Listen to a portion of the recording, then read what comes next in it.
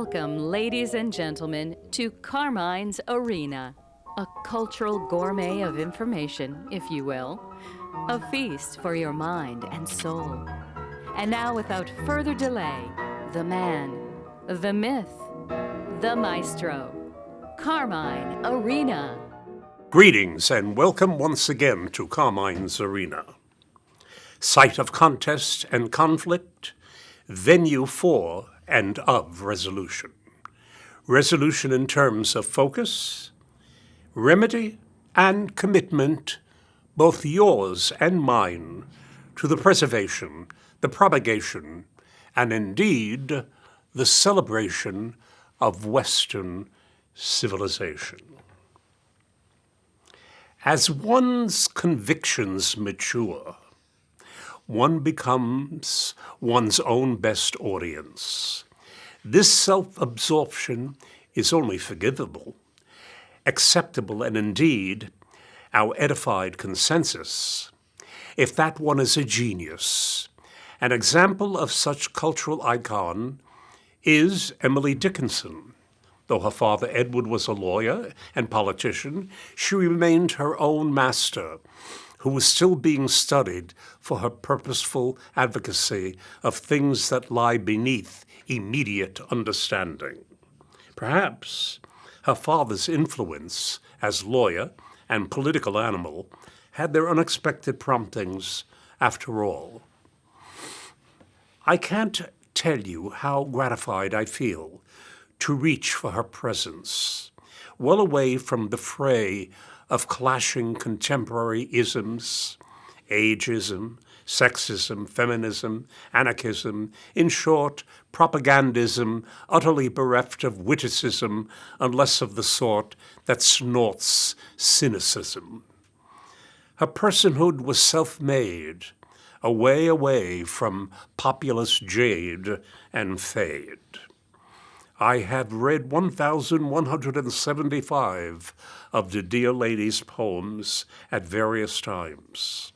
Some I grasped, the others I gasped at attempts I all too soon let lapse, until upon return she'd again target my rapt rapture, deep rapt.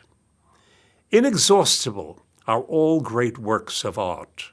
Classification merely satisfies organization. The amplification of affectation in anal tabulations. No, we before a genius must remain humble, lest we stumble to bumble some opinionated mumble of personal fixation. I'm reminded of Salvatore Dali, who never disappointed when questioned. This time the question asked, was he ever willing, or had he ever taken drugs? His swift riposte was, "No, I do not take drugs. I am drugs." Such is more than wit, I submit. It posits that genius is naturally on a high, ever ready to visit art's summits. We in mounting say, Hamlet can only reset if we budget like a sonnet. Obviously and deliciously, genius scoffs at age. Being young or old is of little concern to its ageless missions. Mozart wrote an opera at 11. Michelangelo was sculpting stone, made flesh, 8 days before he died, an old man. Schubert, who wrote approximately 600 memorable art songs, wrote 2 of his most ingenious mother tongue examples at 17 and 18. The song's simplicity and complexity travel together in melodious phrasing that continue to challenge even the greatest of his interpreters, whose interpretations continue to change emphasis, exploring once again the inexhaustible. This is not to suggest that one interpretation is superior to another, but just different as one matures. Making Schubert recording albums of artists revisiting earlier autographs worthy of deep study, choosing favorite flavors from before and after. Art, it must be understood, has always maintained the interest and study of critics. Some of the latter critics, that is, inventively masterful, while others perish as shameful unto sorrowful. Those who are masterful are never merely reproductive and presumptive, but substantive, progressive, ever ready for delving, not shelving. One such figure, let me reassure, has become a fixation in my life that long ago prefigured as a kindred spirit who can outwit all and any critique it inhabits. I met him when he was 13 years of age, going on 40. Met him as my pupil in a class of the gifted. Yet he brought me to a standstill of standards that we share but remain unspoken still. Though his quill has made him a published author, film and literary critic, and more auspiciously, music's metaphor with yours truly, his tireless mentor and teacher, nay, an educator, in turn, and dare I say, his very own impersonator.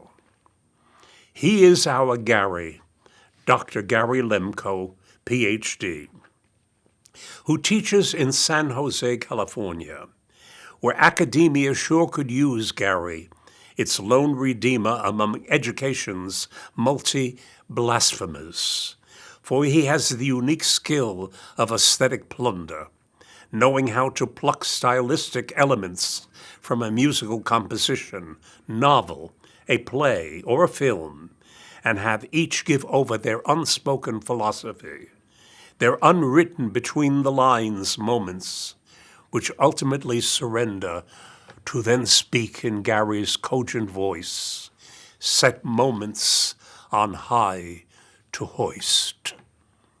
A critic's eye and ear and a nose for steering gear gets him deep in the meaning and pervading of genius and genus humanitarian. To read him on Nietzsche, Bellows Herzog, or Ralph Ellison is to do what music does, shape the invisible. Gary proves that art is man's proper excuse for existence, as per Nietzsche and Arena, his teacher, his mentor, an eternal friend, and perhaps even a father in some. I love him as I have been taught to love my parents and wife, not with pablum, but along with earth's moving pendulum, wishing all pax vobiscum, peace to you, along with ceaseless learning, as summum bonum, man's highest calling, bringing to our very presence man's truest essence, maximum momentum. The truest essence of learning, my dear listeners, is the meeting of minds in tune with the so-called harmony of the spheres. It's a superior intimacy, far surpassing the mere coupling of bodies, which invites pleasure, but not happiness, least of all, joy. Gary and I keep in regular communication, he in San Jose and I in Westchester County, New York, by phone, email, and snail mail. Oddly, Yet not unexpectedly, we anticipate what's on the mind of each again and again, enjoying moments of the lightness of profundities and invariable important memories of things riotously funny.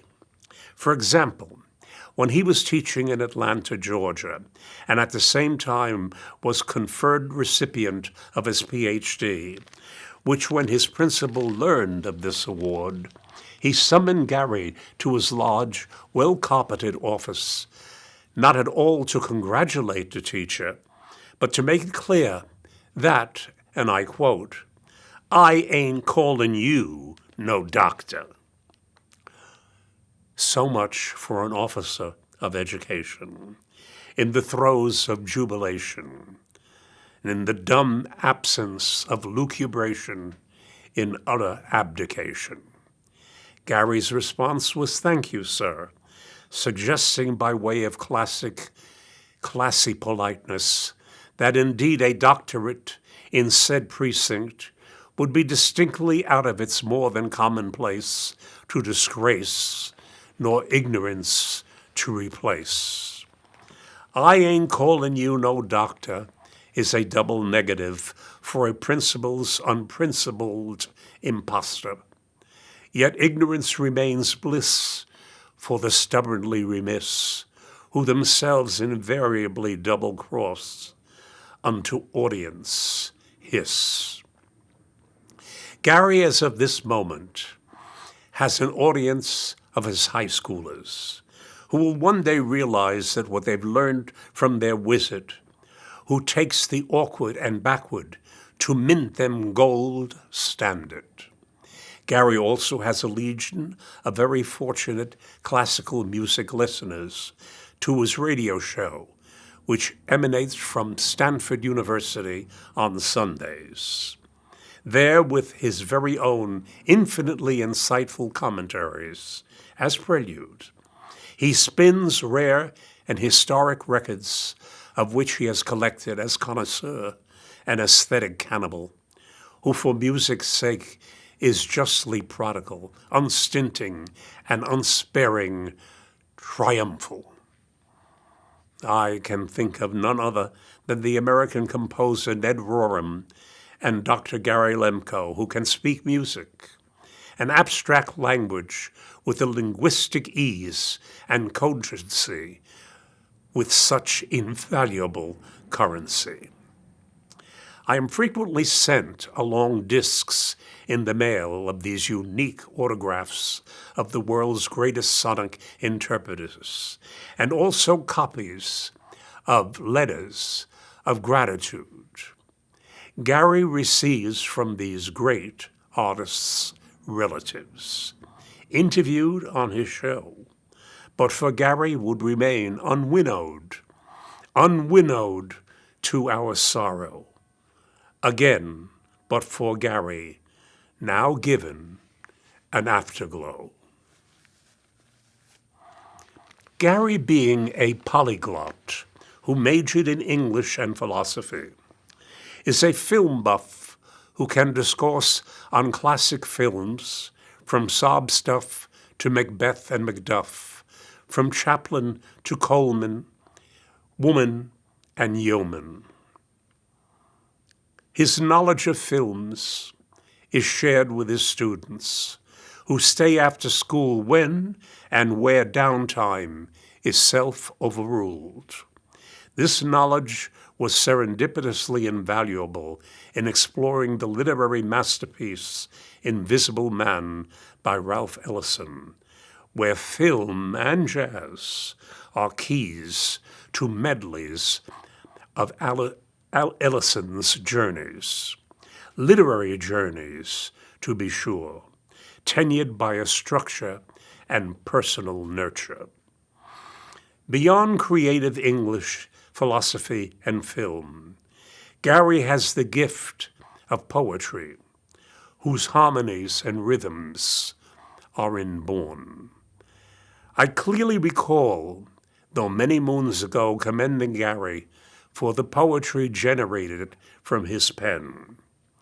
I then set him, as I frequently do, an even higher standard of accomplishment. In this instance, poetic accomplishment, the sonnet form. He obliged with not one or two, but after a while a torrent of this now mastered form. Stop to think of this feat, or try writing just one sonnet, breaking none of the rules of meter and rhyme scheme within 14 lines that capture the rapture of supreme themes. Ain't easy, particularly for one a foresighted, ignominious principal, Atlanta-based, who prefers the pillowcase to the bookcase. Unlike this lowercase, Gary was arena instructed to go beyond what is easy for you. Go beyond to stretch ambition and aspiration. Life is short, art long. Ars longa, vita brevis. Again I cite good old Latin to examiners found on college sheepskin, given summa cum laude, praise conferred with full highest honors. Yes, Gary has merited my attentions, and I his. There were times I was harsh and dismissive of an assigned task, but unlike others who would have the excuse to now flee themselves apart and away from me, Gary understood the fault-finding to conquer, yes, to own a genuine sense of well-being. The jubilee to again and again celebrate having survived learning's third degree. G.K. Chesterton, a man who should be read and studied daily, wrote in a piece called The Ignorance of the Learned, said, and I quote, "Nothing sublimely artistic has arisen out of mere art, any more than anything essentially reasonable has ever arisen out of pure reason. There must always be a rich soil for any great aesthetic growth. And might I add, scientific growth, as exemplified in the abundant recall of faulty experiments written up in journals, later to be ripped apart by peer critics and recalled. Ultimately, morality, like faith, is the heroism of the intellect. Anything less is cowardice and barbarism. Pulling away to desert one's natural, God-given sense of shame, and yes, guilt, has led to the careless loss of our moral compass. The ignorance of the learned champions aestheticism, while atheism is like an unsharpened pencil. What's the point? Guilt, when properly addressed, is a gift which keeps on giving. You out there who are these unsharpened pencils, get the lead out. Schools have become containment centers for munching, socializing, bullying, cell phoning, and text messaging, which mistakes connecting to conversing. Schools have fallen from places of enlightenment to gatherings for endorsements, such as free distribution of condoms, unbosomed New Age customs, rush-bottom Sodoms, and ignorant serfdoms. Their premature deaths be not martyrdom, but have grown ever more touchy-feely, fat, dumb, and happy, having placed children on stilts, aging them full tilt, so to admire filth absent said shame nor guilt. Cerebral has moved to lose its zeal under the despot's heel, apart from the intellect's Camelot.